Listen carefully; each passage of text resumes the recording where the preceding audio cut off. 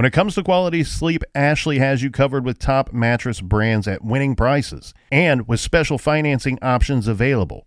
You can snooze now and pay later. Plus, your mattress purchase helps give the gift of better sleep to children in need and U.S. Special Operations Forces. Visit your local Ashley store or shop online today and make every snooze count. Financing is subject to credit approval. See store or ashley.com for details. Rosetta Stone is the language learning program with a lasting impact. I've been using their app to learn French, and it's not just about memorizing words, but actually having real conversations. And it's not just French. They offer 25 languages. Right now, Rosetta Stone has an awesome holiday deal, 50% off their lifetime membership. Every language, unlimited access forever. For anyone keen on diving deep into a new language, check out rosettastone.com. It's a game changer.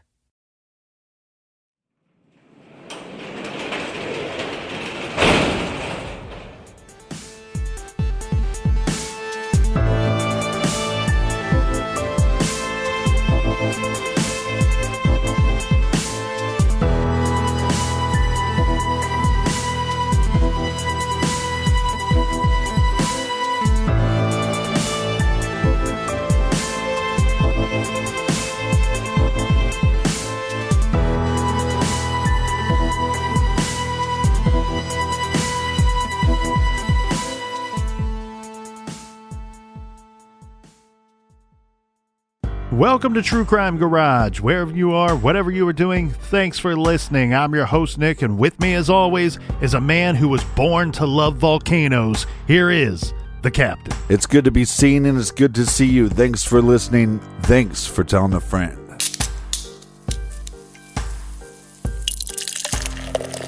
Today, we are drinking Dream Pillow by the good folks over at Jackie O's. This is a delicious hazy double IPA that is citrusy, creamy, and hoppy. ABV a solid 9%. And you can find Dream Pillow wrapped in purple and blue tripped out can art. Don't stare too long or you will be transported to another dimension. Now, let's give some garage thanks and praise. First up, a big cheers to Lynn in Dallastown, Pennsylvania. And a big we like your jib goes to Jen from New Hampshire. And here's a long-distance cheers to Oscar in Didcot, United Kingdom. And a big shout-out to AJ in Olympia, Washington. And here's a double cheers to Greg and Candy in Mesa, Arizona. And last but certainly not least, everybody, we have a shout-out to Rachel in San Antonio, Texas. Everyone we just mentioned went to truecrimegarage.com. They helped us out with this week's beer run, and for that, we thank you. Thank you guys so much for filling up the fridge. And when you're at the website, check out our t-shirts.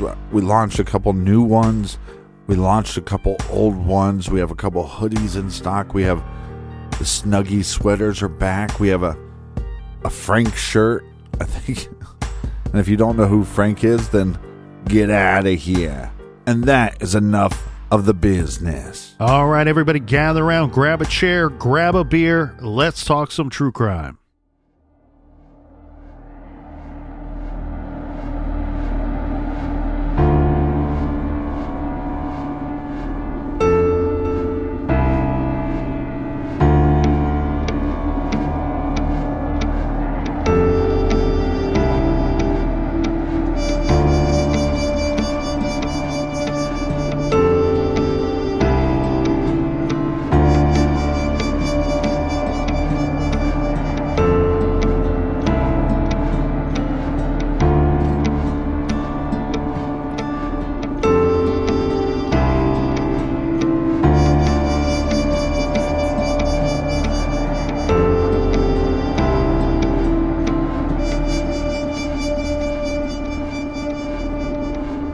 This week, we travel across the sea to the Emerald Isle to look at an ongoing missing persons / death investigation case in Northern Ireland.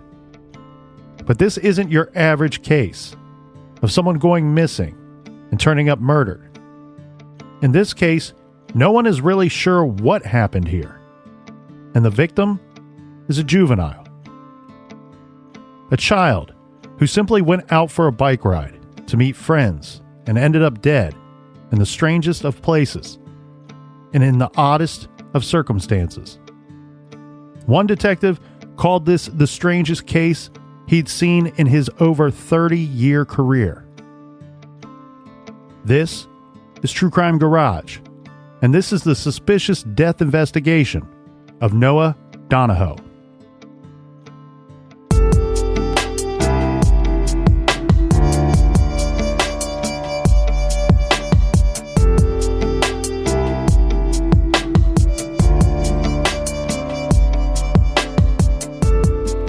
On Sunday, June 21st, 2020, Noah Donohoe, age 14, set off on his bike around 5:30 p.m. to meet friends at Cave Hill Country Park. This is in Belfast in Northern Ireland. Noah was a pupil at St. Malachi's College, a private Catholic boys' school founded in 1833. According to the Irish News, Noah was meeting a group of school friends to work towards his Duke of Edinburgh Award. Now, the Duke of Edinburgh Award is a civic self-improvement award given to young people who complete the requirements of each level. At Noah's age, the 4 requirements would be community service, mental skill building, physical recreation, and adventurous journey. This last one requires that an adventure be completed with a group of kids working together, which was pre-approved by an award leader. When Noah left the house, he had a large backpack containing his laptop and some books he anticipated needing for the day's activities. Noah is regularly described in the media as a talented cellist. At school, he played rugby and basketball and sang in the choir. He was an exceptional student and received multiple awards in the 3 years at the school, including the Spirit of the College Award, the Perfect Attendance Award, and various class prizes. That Sunday afternoon, Noah never showed up at Cave Hill Park. Yeah, now Noah's mother is going to plead with the public for any information about her son. His disappearance was completely out of character for him, and it seems that the police recognized right away that something was wrong once they received the report that he was missing. Noah was widely described as last seen wearing a black skateboarding helmet, a khaki green North Face jacket, gray sweat shorts with an emblem on one leg, a tie-dye blue hoodie, Nike sneakers with a bright yellow swoosh, and a khaki backpack. Noah's missing persons case became big news in Belfast, with people holding vigils and participating in searches. In fact, according to the Belfast Telegram, his case became one of the biggest missing persons cases in the history of Northern Ireland. On the day that he disappeared, on that Sunday, searches Sunday night and Monday, focusing on the area he was believed to have been heading to, Cave Hill Park, came up empty. But on Monday night, police received news that a woman named Karen Crooks called in. She had heard all about the missing boy, as it was all over the news. Right. She told police that on Sunday night, so this was right after Noah went missing, he left his home at 5:30 p.m., she found a black Apollo mountain bike lying in the road at her Northwood Road home. This is a residential area. So at the time, she just assumed some neighborhood kid left his bike and would come back and get it later. Right. She left it in front of her house and went to work on Monday morning. It is an odd place to find a bike. Maybe you'd see one on the sidewalk. We don't know the area, so we don't know if there was sidewalks. Or maybe you'd find a children's bike in somebody's yard. But in the street, I think that's a little suspicious.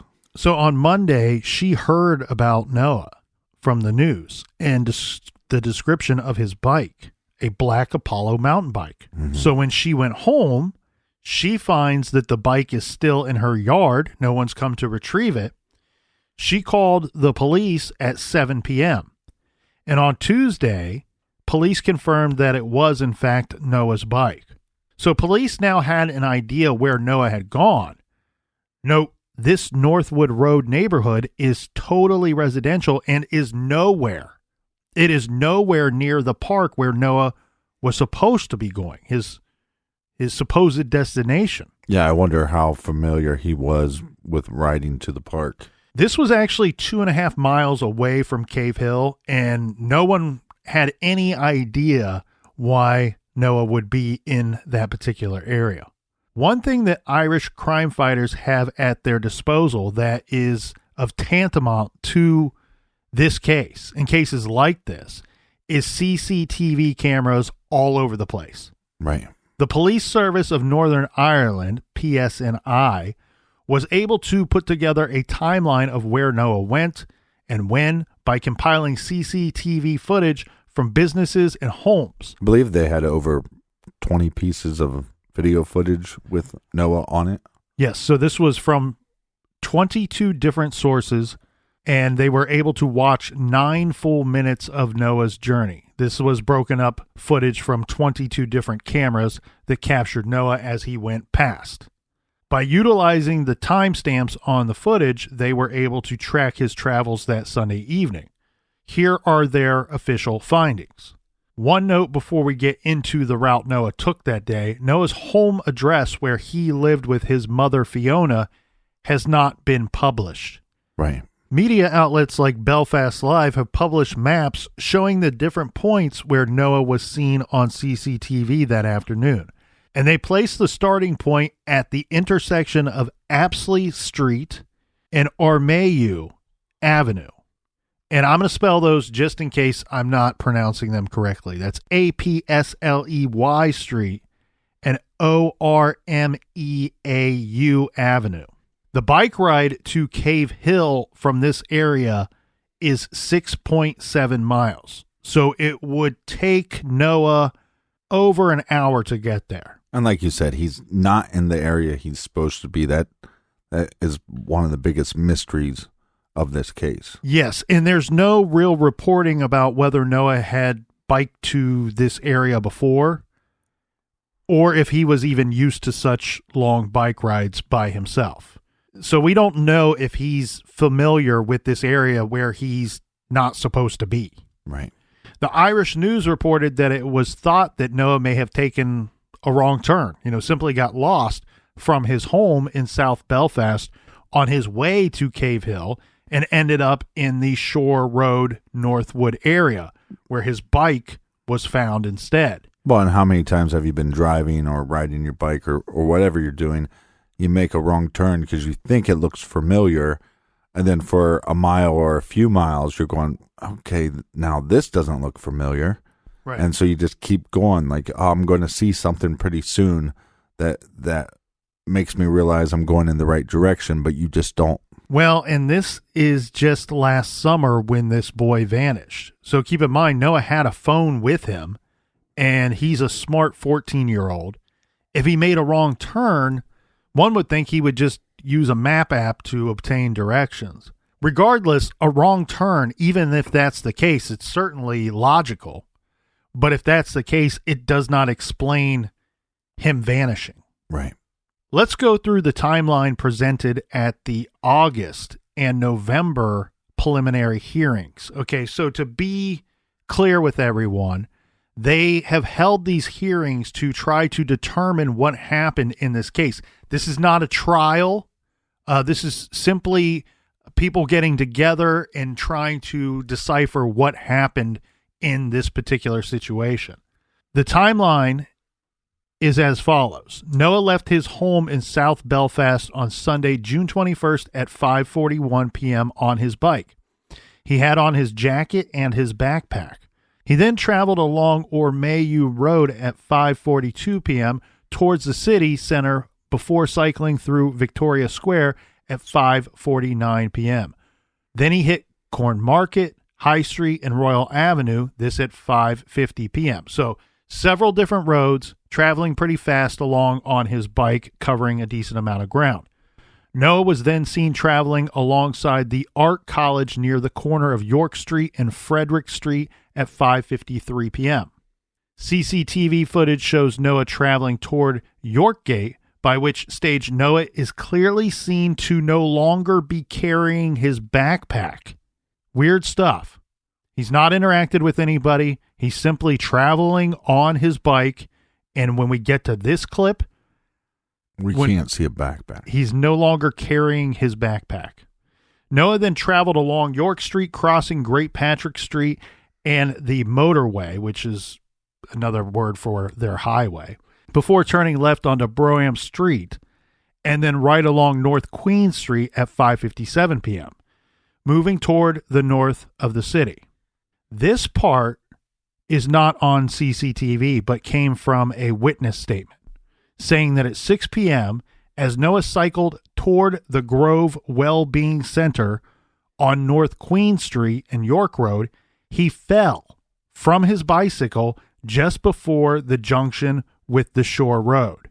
A motorist stopped at the intersection, witnessed this. It seems she did not actually talk to Noah because Noah got back on his bicycle within 1 minute and continued along Shore Road. At this stage, he was no longer wearing his green overcoat. He continued along York Road, cycling in a normal way, according to the barrister presenting the timeline. 1 minute later, at just before 6:02 p.m., Noah was seen entering Northwood Crescent from Skegoneil Avenue. He was wearing his black skate helmet, blue hoodie, gray shorts, and black Nikes. Then, because a story involving video surveillance footage would not be complete without a glitch in the timestamp, there was an initial gap in the timeline. It was reported to the public that the next sighting of Noah on CCTV was at 6:11 p.m.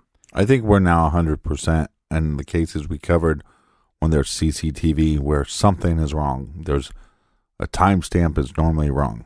Correct. It would be abnormal if they're 100% correct. So what we have here is the initial reporting at these hearings is stating, hey, there's 9 minutes unaccounted for where Noah is not visible. We don't know what he's doing, who he's with, if anyone at all. This gap in the timeline was enough to cause all sorts of rumors, conspiracy theories, including that Noah could have been abducted and had fallen victim to a child molester or even been kidnapped in some politically motivated plot against British loyalists. But this was all eventually addressed by the PSNI. This is a statement from one of the hearings. It says, quote, police have since confirmed that the 1811 timing is wrong. The timestamp on the actual footage is 1808. Police misunderstood at the time of its retrieval that the clock on the CCTV was 3 minutes slow, and hence the reported actual timing of 1811. Police now understand the clock on the CCTV to have been 5 minutes fast, hence the new last sighting timing of 1803. These timings will be evidentially verified at the full inquest. But it's very strange. I mean, we have these gaps in time, but the fact that he's leaving his book bag behind, the fact that he's leaving his jacket behind, we can't say for 100% certainty that he had no interaction with somebody because we don't have, obviously, every second of his travel that day. Yeah, that's correct. We don't have every second of his travel. However, what this means per the statement is that there is, in fact, no gap in the footage at all. The next sightings of Noah are at 6:03 p.m. Well, and I think what they're implying is we don't think there was any interaction because there's no time gap showing that he would have stopped to interact with somebody. Correct. And again, from the official statement, this is for the next stage in the timeline. At 6:03 p.m., Noah is seen a short distance away outside of 85 Northwood Road without any clothes. He is seen on this CCTV to go between numbers 89 and 91 Northwood Road, which leads to an area of waste ground behind the two houses. This is a wooded area behind the neighborhood. Okay, just to recap, no real gap in the CCTV footage pulled from 22 cameras where we can see Noah traveling along on his bicycle However, there are articles of clothing that seem to be disappearing as he continues on his adventure. That doesn't make any sense. First the backpack, then his jacket. Yeah. And then to the point where he's visibly naked. Right. So he's then seen walking in this residential neighborhood naked. The CCTV footage that captured this was from a camera on the Northwood Road home of Linda Patterson. So we are, at this point, no possessions, no clothes, and his bike is gone at this point. Correct. Now, Linda Patterson, which her CCTV captured this footage, she said that she was sitting in her living room watching television when she saw Noah bike past, and he was not wearing any clothes at this point. She says that she called to her husband, but by the time he got into the room and they looked again out the window, the boy was gone. And they saw his bike just lying in the street. She said to the media, quote, "Quite a few people saw him, but they just saw him from the waist up and didn't think anything of it," end quote. Yeah, they didn't see his dingle dangle. She also said that the boy did not seem to be in distress in any way at all. But again, this is a very quick sighting out a window here. Right. This is the last footage showing Noah Donohoe before he vanished. But here's what we do have, though, is we do have at some point that we know that there's a mistake between law enforcement and the information on the CCTV. So I think some people wonder, is there possibly more mistakes that law enforcement just didn't catch? Yes. Linda's house, the eyewitness, her home appears to be a condo with multiple units in one larger building. This is also a cul-de-sac. Noah had last been seen between numbers 89 and 91. The addresses 89 and 91 Northwood Road. One of these is the home of Karen Crooks. She's the woman who found Noah's bike and later reported it. Right. So Noah was there biking naked. This is not a situation where the child was abducted at some point and somebody dumped the bike off in this neighborhood. We have eyewitnesses and footage putting him there before he disappears, and now simply it's a bike in the street. None of the footage, however, actually shows him removing his clothing at any point. It's reported that police believe Noah left the area on foot. They did not suspect foul play because in all of the footage they reviewed, which seemed to account for Noah's journey from his home to where his bike was found, he was not seen interacting with a single person. But regardless, no one knew where he went after the last sighting on Northwood Road.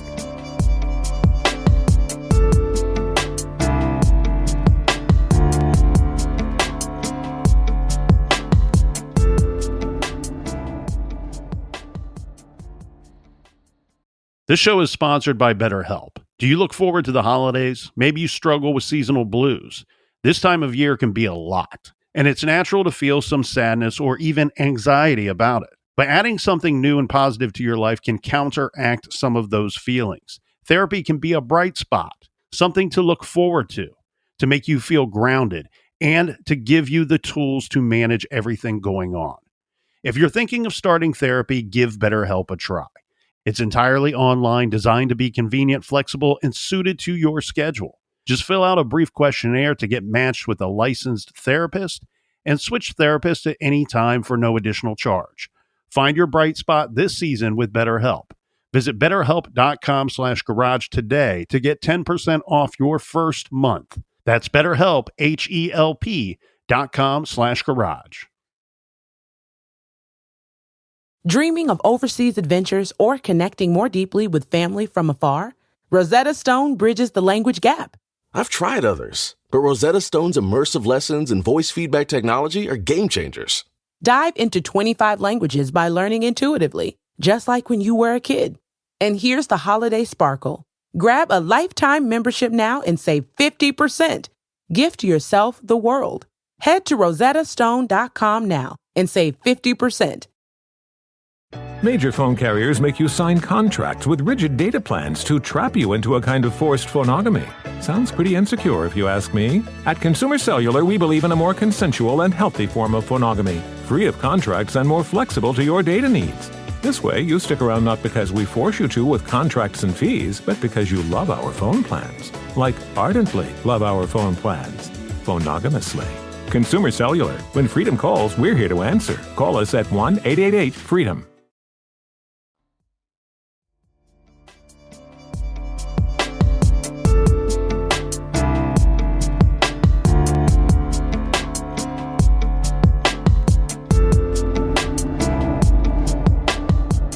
All right, we're back. Cheers, mates. Cheers to you, Captain. I want to give a cheers out to a good friend of ours, Larry Finley. Yes. Passed away within the last week. So it's with a heavy heart that we give a big cheers and a big toast to Larry Finley. He joined the U.S. Navy and served this great country from 1959 to 1963. Afterward, he had a 35-year career in law enforcement where he served as a patrol officer, a detective, and a court liaison officer. And he was one of the first DARE officers in the state of Ohio. He was my DARE officer. He was the DARE officer at our school when we were kids. So he was a damn good guy, and he will be dearly, dearly missed by all. So cheers to the Finn. All right, Captain, back to the information at the hearing. It was reported to the court that on Wednesday, Noah's helmet was found by a member of the public on Northwood Road. On the same day, his hoodie and shoes were discovered by a member of the public lying on a wall at 63 Northwood Road. Clearly, he had discarded his clothing and then gotten back on his bike. And I'm saying that with a question mark at the end. And where were the rest of his clothes? You know, we don't have his jacket, his shorts. So now that the police knew that Noah was biking along naked and the witness had reported seeing him fall off his bike, people began to speculate that perhaps Noah suffered some kind of head injury during this fall. You know, we reported he was wearing a skating helmet, but regardless, theories abounded that perhaps he suffered some kind of concussion underneath the helmet. The fall from the bike and the motorist saying that he may have hit his head is what led police to believe Noah might have been disoriented, got lost, or was simply hiding. The PSNI superintendent, Clark, said, quote, "The one thing we are majoring on is that he has in some way suffered a head injury, which led him to being disoriented. An appeal was made to the public to please search their homes, gardens, garages, outbuildings, and surrounding areas for the boy. Police said, we still believe he may have gone into an empty building or shed. Foot searches supported by an aerial unit, police dogs, and a tactical team covered the area thoroughly, as well as local volunteers, but they still could not find the boy. They couldn't find Noah. The fall from the bike could not explain one thing: Noah shedding his backpack and coat, because this would be before the fall. Right. And it also does not explain the direction he was traveling in. This is not the direction he should be going in. By the time he fell off his bike, he was in a location he had no business being in that anyone knows of, and it's far from his alleged destination. Okay, so then you asked about the backpack. On Friday, June 26th, it was announced that police recovered his backpack. Here's what happened. A known drug addict, his name is Daryl Paul, age 33, found the backpack, he says, leaning up against a wall. We don't know exactly where. He ransacked it, and he tried to sell off some of the items he found inside of the backpack at like they call it a cash converters shop, but I imagine it's like a pawn shop. Mind you, there's the laptop computer inside this backpack. This was 2 days after Noah went missing on June 23rd. For unknown reasons, the store refused to buy it. Paul was arrested that week on unrelated charges and was sitting in jail. Meanwhile, this is bizarre, an anonymous call to police informed them that Daryl Paul was in possession of the computer, backpack, and school books with missing child Noah Donohoe's name on them. Mm-hmm. So they don't find these items on this dude when they arrest him on unrelated charges. He's sitting in a jail cell because of these unrelated charges, this unrelated arrest, and magically an anonymous phone call comes in saying, hey, remember that missing kid that we still haven't found? This dude had some of this kid's belongings. Police are going to search his home to try to find these items or hopefully even find the boy. And they did recover the backpack and the books. They then recovered the laptop from a friend of Paul's. I guess he said that he loaned it to his friend or maybe possibly trying to sell it to the friend. Again, we look at these cases and we say if you could have just, one question answered. This case, you're going to have a whole long list of them. But here, at this point in the timeline, I would be fascinated to know who called in this anonymous tip about these belongings. This lead is strange, too, because it turns out there was no possibility that Daryl Paul had anything to do with what happened to Noah. And this is per a police statement.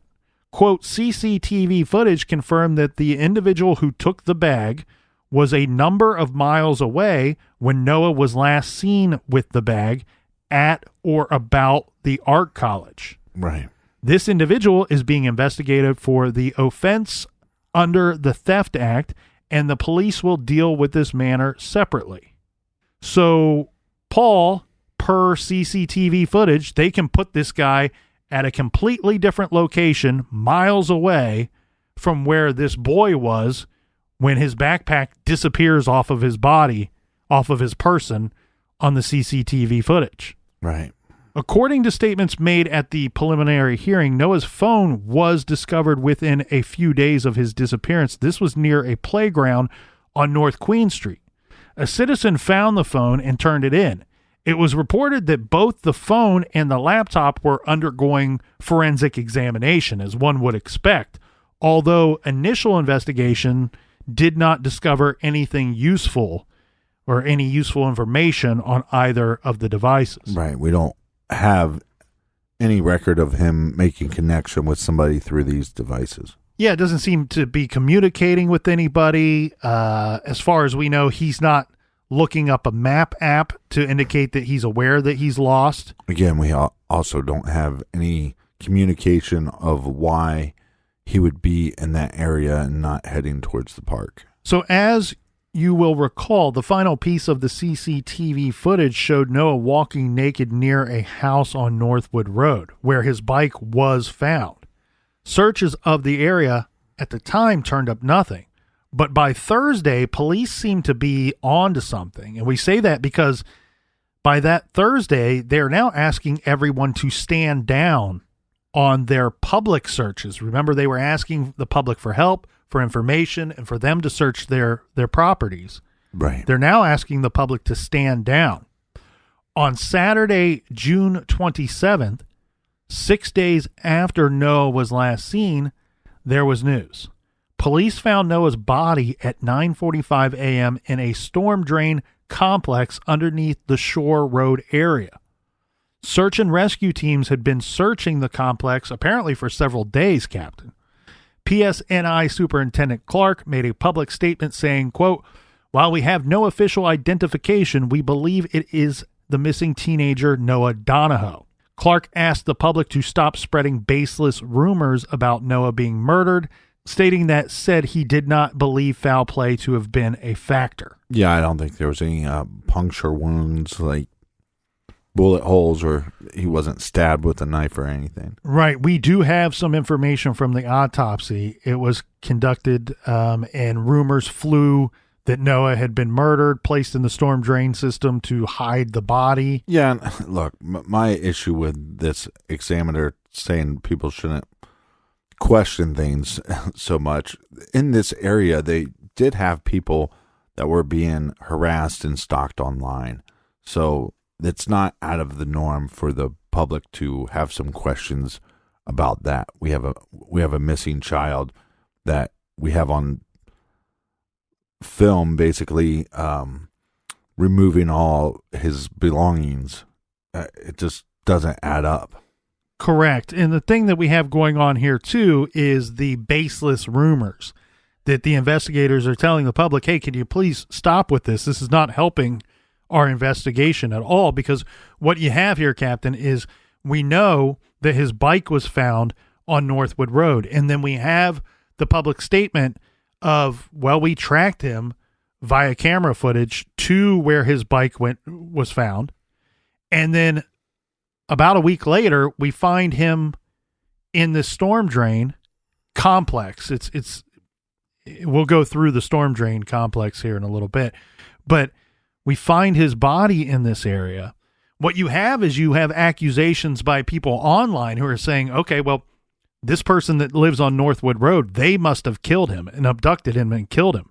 This person that lives on this street must have done this. Right. And that's not helping their investigation at all. I'm just saying that I don't think it's uncalled for a community that knows that people are being harassed online and stalked online to have questions. So the autopsy, again, with the rumors and everything like that, of course, they're looking for foul play, and the police suspected that Noah may have suffered a head injury resulting in this unusual behavior.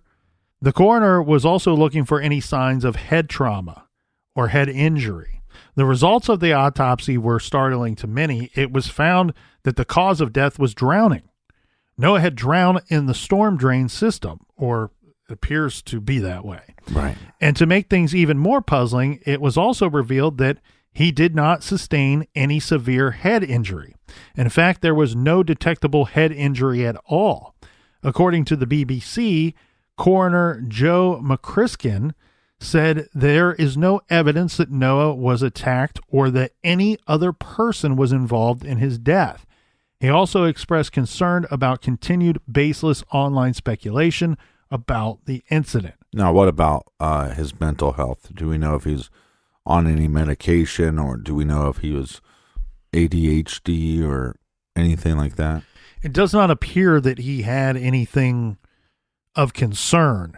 Because if he had like severe ADHD or something like that, and they had him on a high dose of something that maybe his parents stopped giving him, or maybe he stopped taking, he could be having symptoms of like withdrawal, which would make sense on why he was taking his clothes off, because one of the symptoms of a drug withdrawal would be that you feel like your body's on fire. Correct.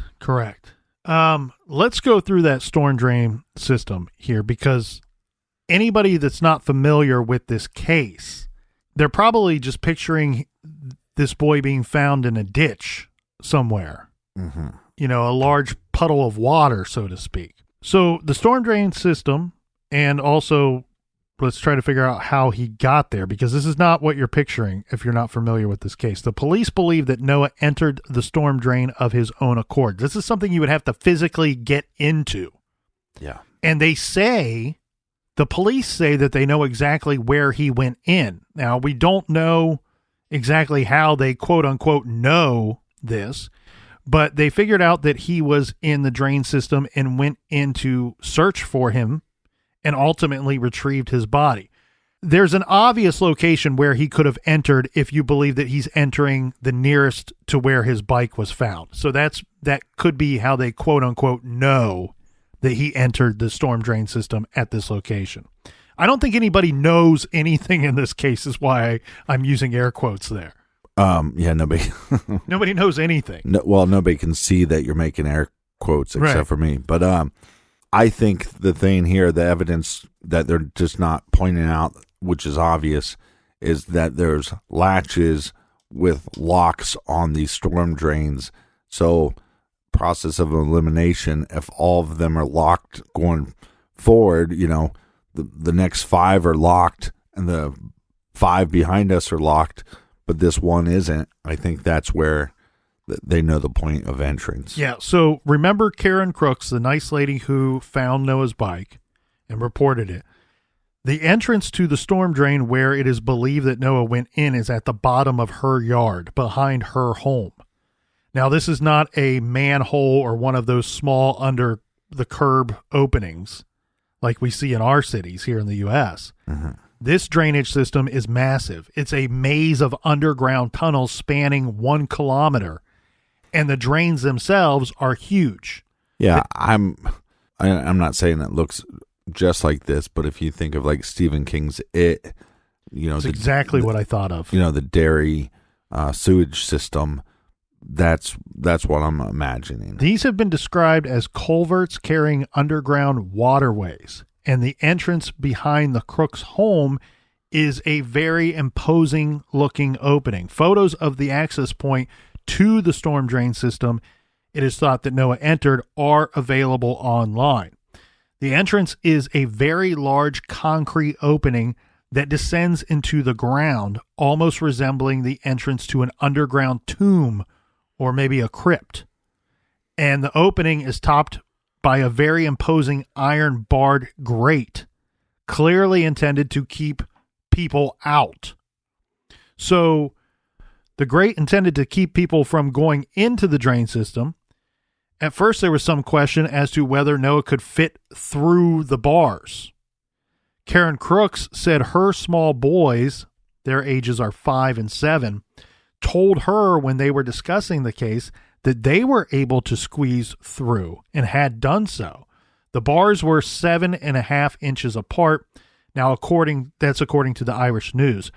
Keep in mind, Noah's 14. He's not 5 or 7. So I think it's highly doubtful that Noah could fit through such a small opening. And as the captain pointed out, I don't know. He's rail thin. Well, as you pointed out, we would later learn that this grate, it was unlocked. Yeah.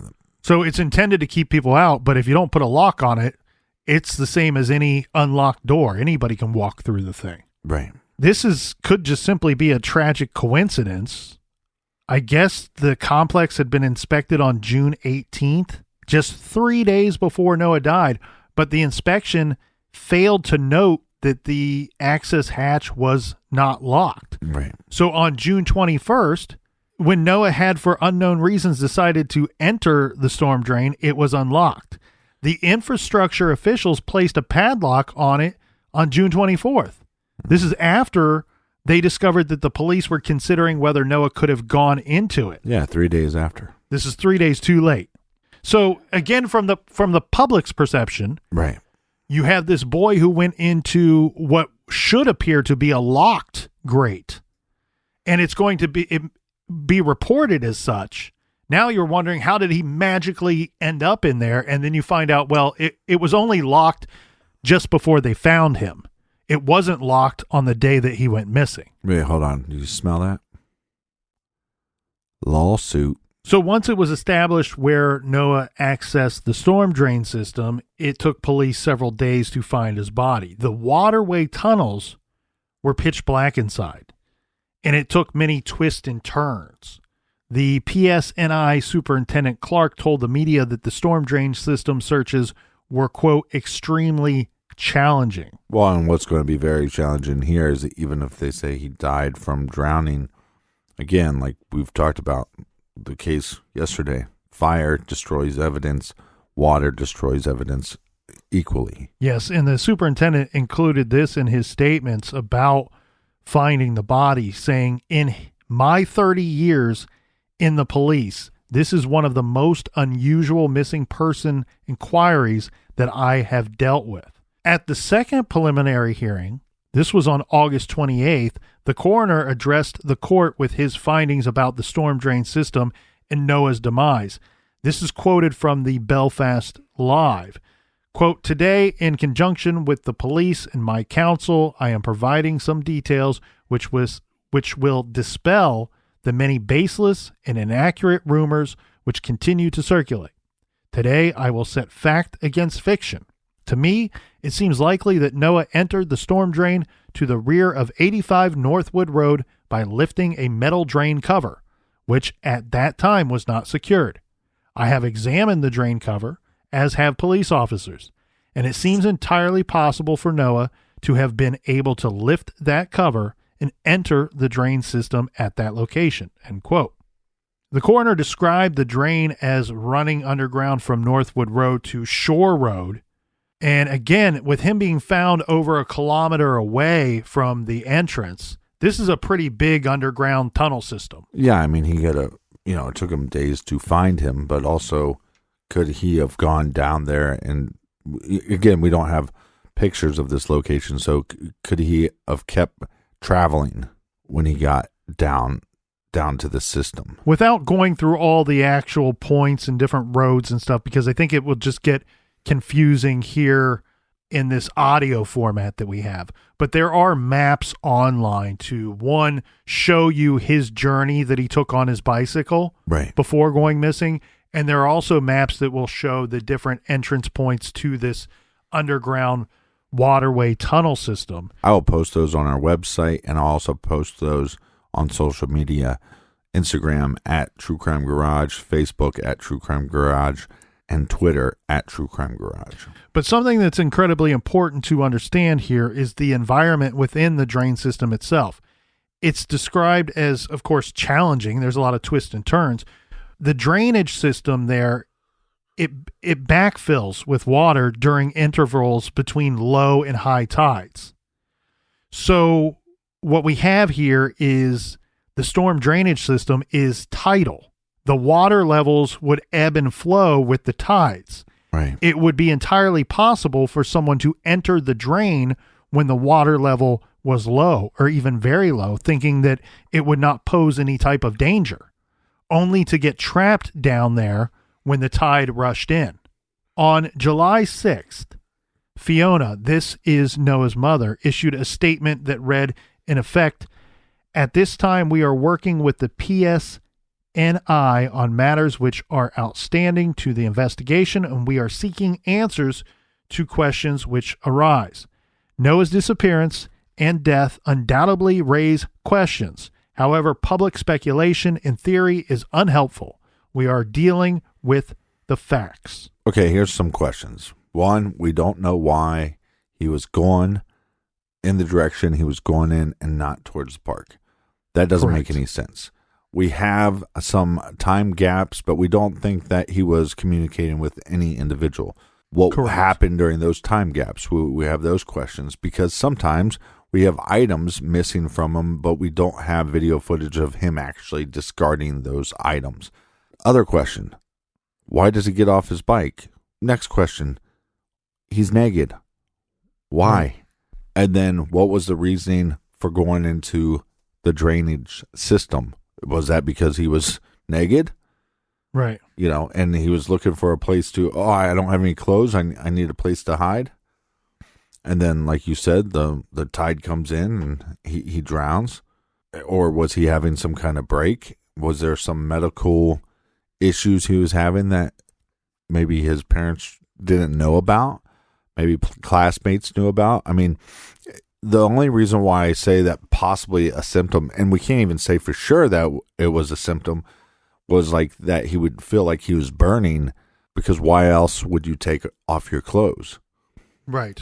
So as far as like misdiagnosed, like a disease or something, it is a symptom, a rare symptom of MS. I think there's even some stuff to do with diabetes and stuff. Mm-hmm. But again, like I said, did he have some kind of attention deficit disorder where they pulled him off his medication, or did he have a mental thing that he was on some kind of narcotics that they pulled him off and he started going into some withdrawals and just didn't know how to handle himself? I mean, he's only 14 years old. Well, and some people that have never heard of this case are probably asking, why is the garage covering this one? Well, first of all, it's been requested, highly requested, yeah.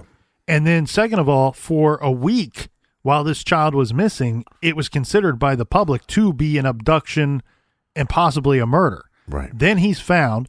Then the autopsy's conducted to confirm that he drowned, and it's believed he drowned in this drainage system.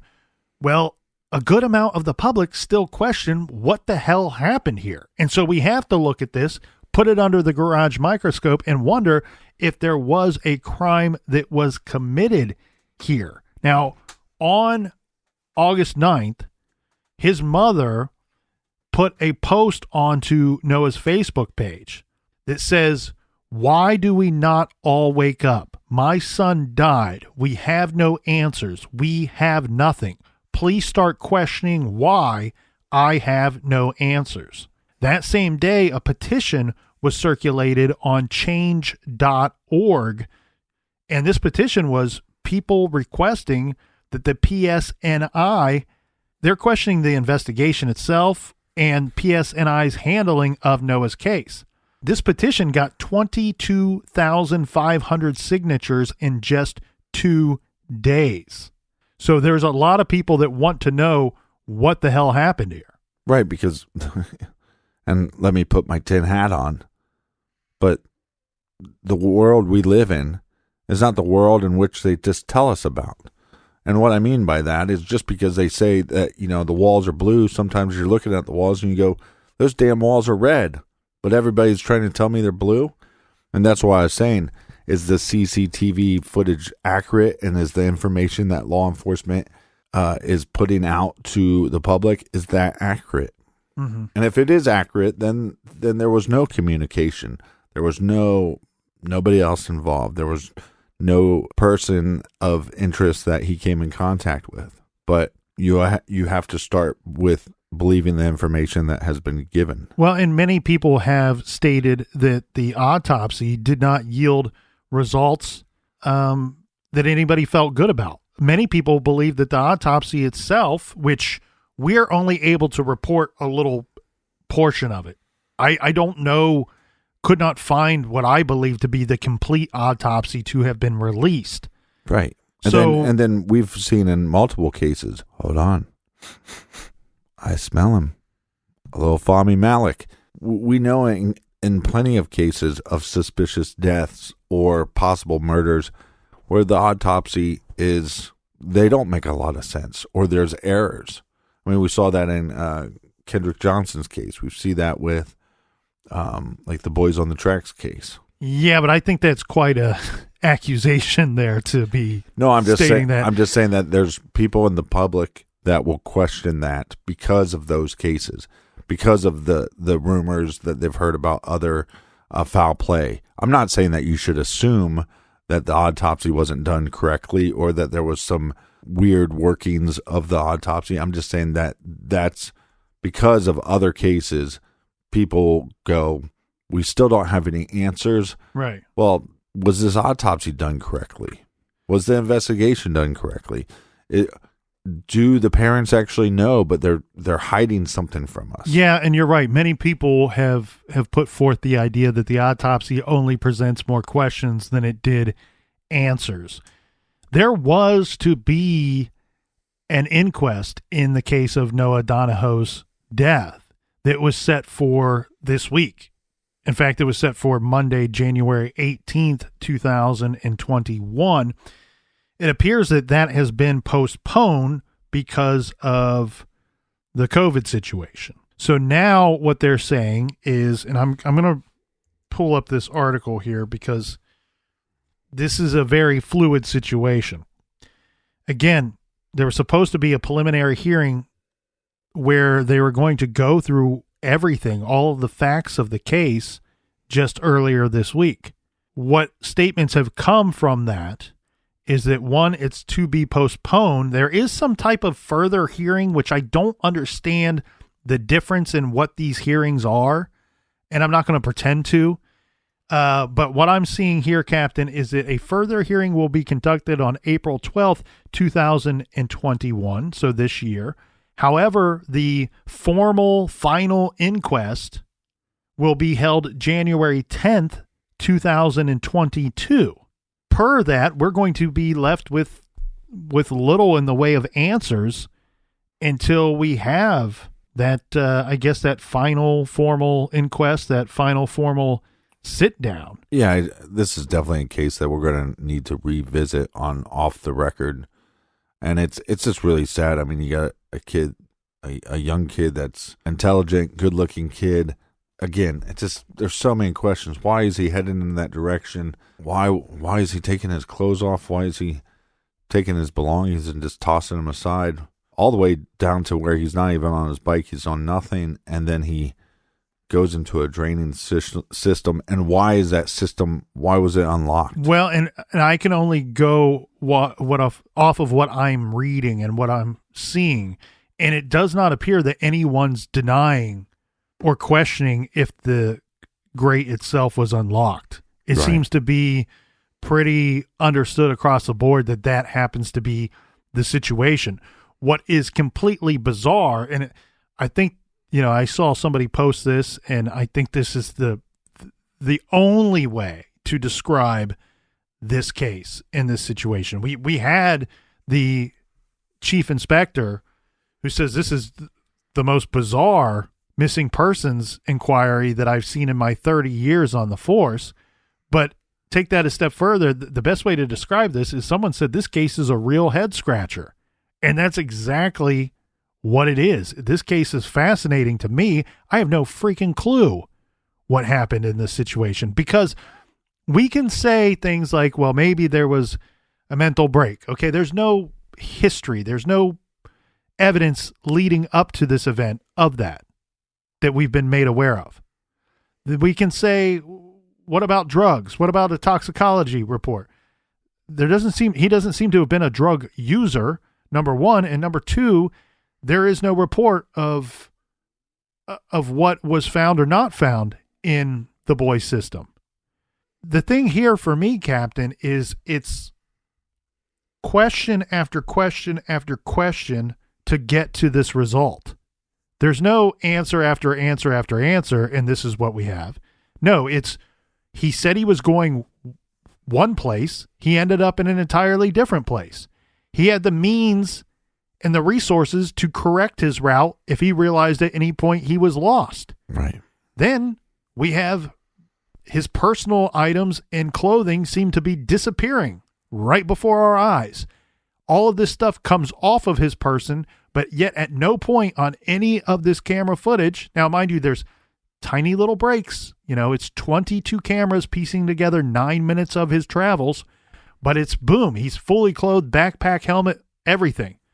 Right. Next picture, no backpack. Next picture, no jacket. And then to the point where he's naked, he's off of his bike. None of this makes any sense at all. And I cannot sit here and say that I believe that a crime was committed. I can say that 100% there is a huge mystery before us. I feel bad for Noah, and I feel bad for his parents and the community, and hopefully by April we have some more answers. Yeah, this case is so intriguing because it's just so bizarre. It's perplexing. It's tragic. By all accounts, Noah was a lovely boy. He and his mom were very close. He was someone that would not be expected to behave in such a strange way, at least as far as the mainstream media has reported. There were no background issues that would indicate that Noah was anything but a normal teenager being raised in a loving household, even attending a rigorous religious school and working on being the best that he could be. So what on earth happened to him that day is anyone's guess at this point, and no theory makes complete sense. I've reviewed all the popular theories online, and I can poke holes in every single one of them rather quickly. It is very interesting, and it will be very interesting to see whether the inquest is able to provide us with any answers.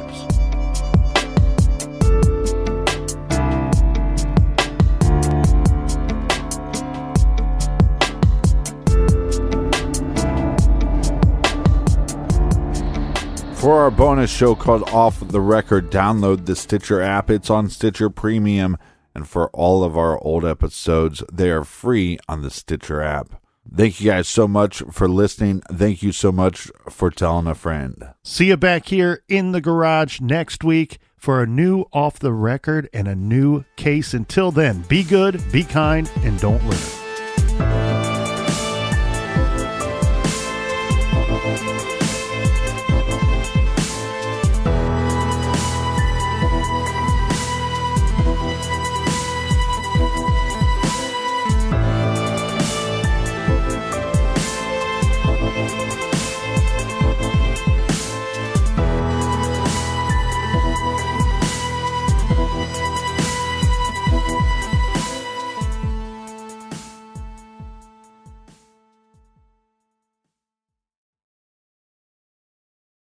Angie's List you know and trust is now Angie, and we're so much more than just a list. We still connect you with top local pros and show you ratings and reviews, but now we also let you compare upfront prices on hundreds of projects and book a service instantly.